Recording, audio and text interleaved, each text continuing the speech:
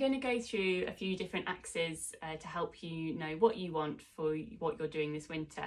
So I'm just going to use the walking axe here to point out a few generic points that are common across all the axes. So we've got a shaft, got a rubber hand grip at the end, a spike, and then we've got our pick and our adze, which is what we use for digging. So in the walking axe, you can see it's quite long. It's got a straight shaft as well, but it's still got these generic points there. So that's our walking axe.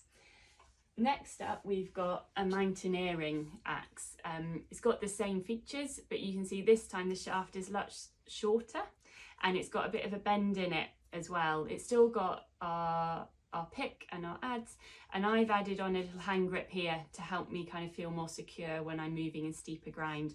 You can add these on later if your axe doesn't come with one.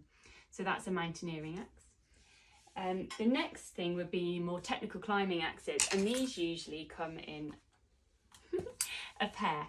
And we've got here this with an axe like we've seen before with an adze. This one has got a hammer on the back. So usually when you get a pair of climbing axes, there's all manner of different shapes and sizes from different manufacturers, but they're usually a lot more curved, and that helps with when we're climbing and they're above our head and we can swing a lot better.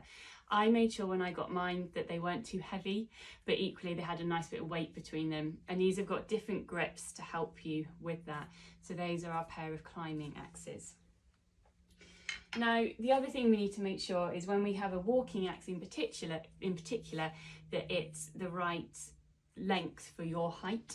So if I stand up, we can see here that when I hold it, and we always hold our ice axes pointing backwards, when I hold it just loosely by my side, what we really want is the spike to be at the top of your winter boot. So mine here is actually nearly at my ankle bone, so this axe is actually a little bit too long for me.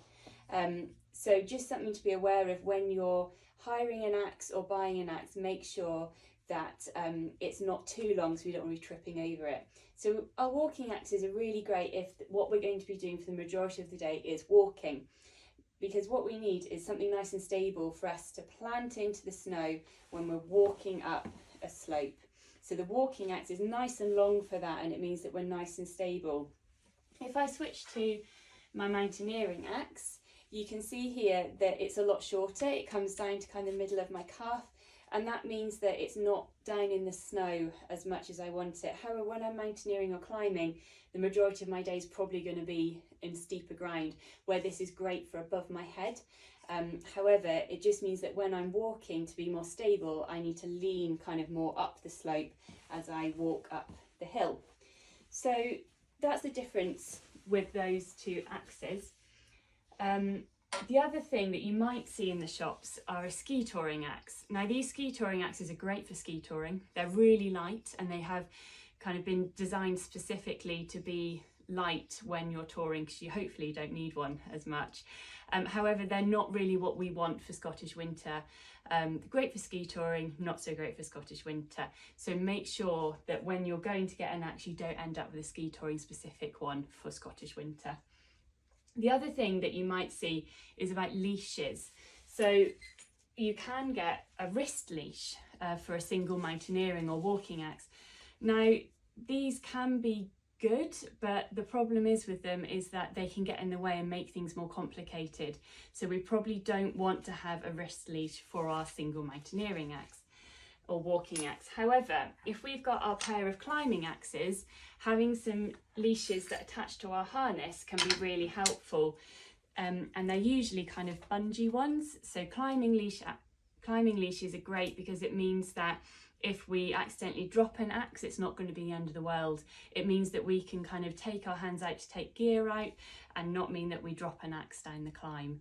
So kind of waist climbing leashes are great. You might want to probably stay away from the wrist leashes for a walking or a mountaineering axe. Now, if you're coming on one of our winter courses this year, your instructor will go through all of this again, so don't worry too much about it. But it's nice just to have an idea of what you need. So keep following us for all our winter tips.